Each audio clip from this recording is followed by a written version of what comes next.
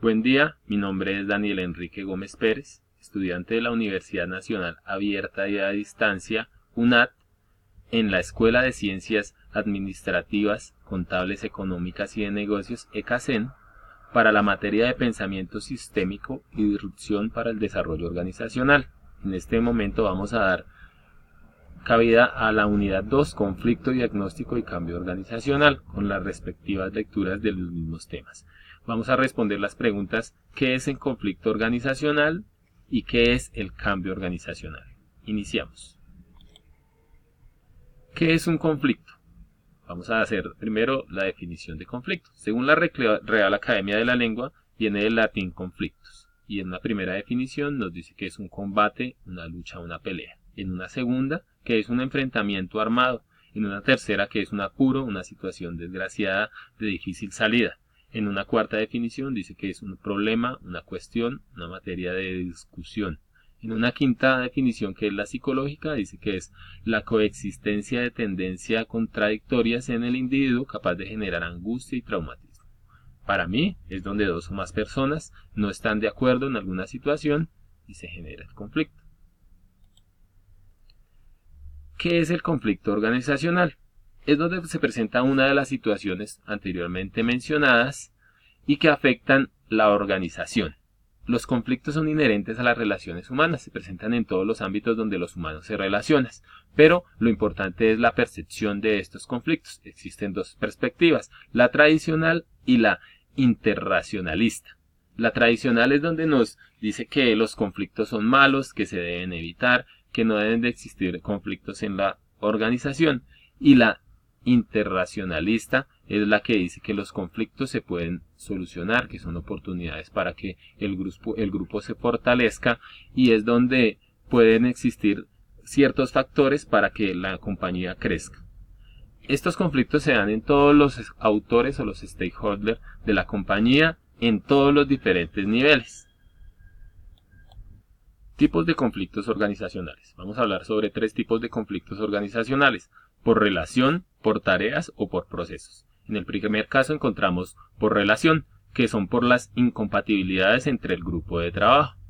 Por desacuerdos, cuando existen algún conflicto entre ellos y no están de acuerdo con algunas situaciones. Por actitudes, cuando las personas tienen actitudes que no son las adecuadas para las otras personas y se generan los conflictos. Y por las normas, cuando hay una norma que favorece a algunas personas o que algunas personas no están de acuerdo.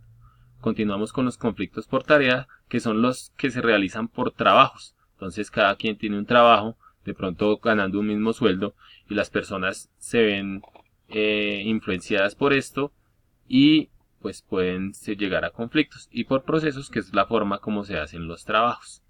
En este caso se habla sobre la forma como cada quien realiza sus labores, y para algunos de pronto no es muy conveniente que los otros la hagan de cierta forma.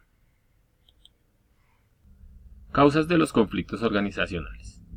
Conflictos estratégicos. Estos conflictos son los que se dan cuando se utiliza una estrategia para de pronto aumentar las ventas, como es el caso de Bavaria, que utiliza sus dos marcas más conocidas, que son Águila y Póker. Generan un conflicto interno para que las personas encargadas de ella compitan entre sí mismas y puedan aumentar sus ventas. Conflicto por intereses. Cuando las personas tienen interés en aumentar sus ventas, de pronto pueden hacer una campaña de desprestigio con otra empresa, entonces pueden generar conflictos por interés. Autointerés, conflictos por autointerés. Las personas tienen definido qué es lo que necesitan, de pronto hay una vacante en una empresa y necesitan esa vacante para aumentar sus ingresos, entonces se generan conflictos por la búsqueda de esa vacante y entonces las personas pueden llegar a discutir o a tener conflictos por ello. Juegos de valor. Entonces hay conflictos cuando hay ciertos valores que las personas no poseen o que poseen y las otras personas no pueden soportarlo o no pueden tener esta característica. Por los hábitos, cuando las personas tienen hábitos o costumbres que afectan en la compañía, como por ejemplo llegar tarde, entonces pueden tener conflictos con las personas que llegan temprano. Conflictos en la sociedad, cuando de pronto las personas utilizan algún transporte público, pues entonces se generan estos conflictos en la sociedad, en la educación. Puede que algunas personas tengan un nivel educativo más alto y puedan tener problema con las personas que no tienen ese mismo nivel educativo por sus conocimientos y por las cosas que realizan. Falta de información. Entonces a veces cuando alguien posee la información y las otras personas no entienden o no poseen la misma información, hacen diferentes cosas en las compañías y hay una falta de información y por eso se generan conflictos. Por agentes externos, de pronto salió una nueva política o salió alguna nueva ley y esto genera los conflictos en la compañía. Y por cambios, cuando hay cambios, las personas generan una resistencia y por eso hay algún tipo de conflicto. Cambio organizacional. El cambio organizacional, según la lectura, se puede dar por dos factores. Uno es reactivo y otros son programados. Los reactivos se dan porque hay alguna influencia externa o interna y al haber esa influencia afecta a la compañía y ella tiene que tomar decisiones para realizar los cambios.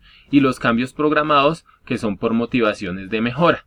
Para realizar un cambio adecuado se debe tener en cuenta un diagnóstico organizacional, que es donde se va a realizar el punto de partida para tener el plan estratégico de cambio organizacional. Entonces se va a regenerar un diagnóstico para saber cómo se van a hacer los cambios, cuáles son las causas, cuáles son sus efectos y los resultados de estos cambios según lo planeado, a través de una planeación, un análisis, una definición de la situación, y como resultado se va a tener un plan de acción que es el informe del diagnóstico de cambio para realizar estos cambios. Cuando surge un cambio organizacional, existen, como dijimos, dos influencias, una influencia interna y una influencia externa. Las influencias internas son las de dirección estratégica, políticas internas, fortalezas de la empresa y las habilidades influyen en los factores internos de la compañía, la perspectiva financiera, el dinero, conocimientos de la empresa, qué nivel es el conocimiento de la empresa, cuáles son los empleados que tenemos y el nivel educativo que ellos tienen, la cultura organizacional, las capacitaciones que da la empresa, las políticas de calidad, la clasificación por áreas y la clasificación de la información. Y hay también unas influencias externas que son las nuevas políticas del Estado, como en este caso que hay economía naranja para algunos sectores, la competitividad o la competencia que tiene la empresa, los clientes y sus comportamientos, una influencia externa para el cambio, los sectores al que pertenece y sus cambios, cada sector tiene un cambio, la influencia de nuevas tecnologías, las actualizaciones, nuevos equipos que lleguen para mejorar los procesos de la compañía, las auditorías, de pronto hay veces que hay una nueva ley que regula que deben de visitar algunas empresas y mirar cómo es su comportamiento, los nuevos clientes y sus características. Entonces hay a veces que se apuntan a nuevos mercados y deben utilizarse ciertos cambios para afectar positivamente a estos nuevos clientes y que compren nuestros productos, nuestros procesos o nuestros servicios. La economía, las nuevas tecnologías y la evolución del uso de las tecnologías de la información y la información y la comunicación. Y cuando hay algún sustituto de nuestro producto debemos utilizar algún cambio organizacional para mirar cómo podemos mejorar el nuestro, o cuando existe algún cambio en los proveedores. El cambio organizacional, el líder guía el cambio. Hay que tener en cuenta que los líderes pueden influenciar de forma positiva o negativa los cambios. Entonces, el líder es el ejemplo a seguir para realizar un buen cambio. Es donde cuando hay un cambio organizacional, los líderes deben ser las primeras personas en asumir el rol de cambio y mirar cuáles son las influencias que debe tener hacia las personas para que él pueda realizar esta influencia y toda la compañía se vea favorecida en los cambios organizacionales o pueda aplicar el plan organizacional de forma correcta para que todos estos cambios sean de la forma adecuada. Identificar cuáles son los obstáculos, las barreras que tiene para poder asumir los cambios y mejorar los procesos en la organización.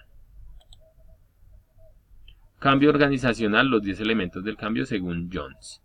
Dirigir de una manera sistemática el lado humano, iniciar desde lo más alto, lo que decíamos ahorita de los líderes son los primeros en utilizar los cambios, involucrar a todas las capas o todos los aspectos de la compañía, formalización y personalización, entonces la apropiación, comunicar el mensaje, a veces los cambios no se comunican, evaluar el panorama cultural, tener en cuenta el contexto, considerar explícitamente la cultura, mirar que el cambio no afecte lo cultural, esperar lo inesperado, los cambios nunca se pueden lograr su totalidad, entonces hay que esperar algunos factores de cambio en los cambios que vamos a realizar o algunos aspectos inesperados, y hablar con los individuos.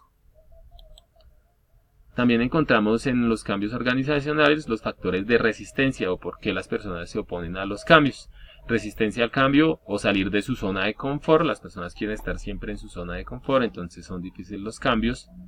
Falta de cualificaciones para el cambio, entonces se van a hacer algunos cambios y las personas no tienen la capacitación adecuada, entonces habrá que capacitarlas.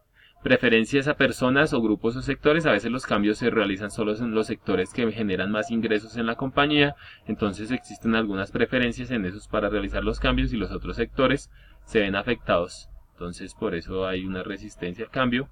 Comunicación de ideas de los cambios, a veces la comunicación no se da, entonces los cambios son más difíciles. Diferencia de orientación funcional, entonces a veces se hacen algunos cambios y las personas no desean cambiar la orientación de sus funciones, entonces no desean hacer el cambio.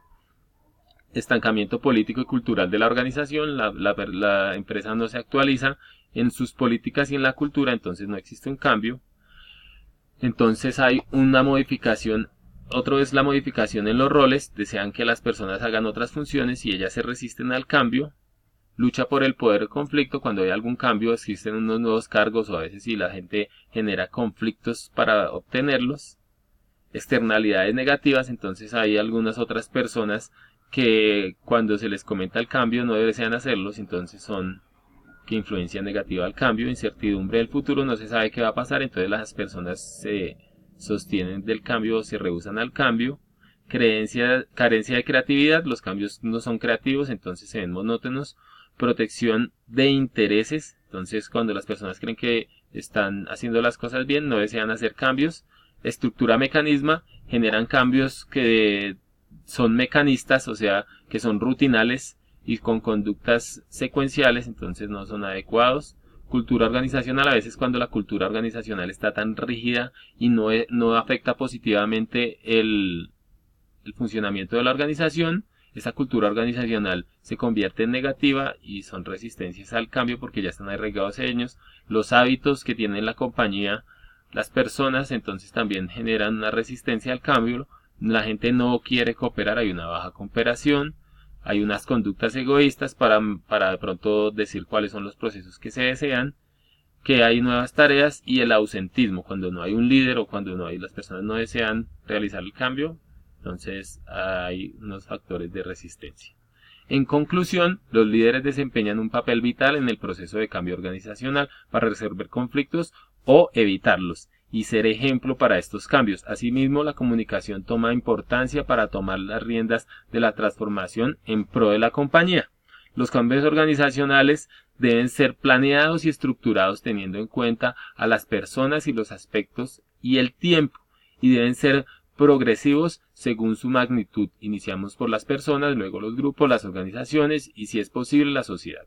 El cambio debe ser un proceso continuo, explícito, de adaptación y aprendizaje planificados con nuevos objetivos y estrategias para un mejor desempeño en la organización.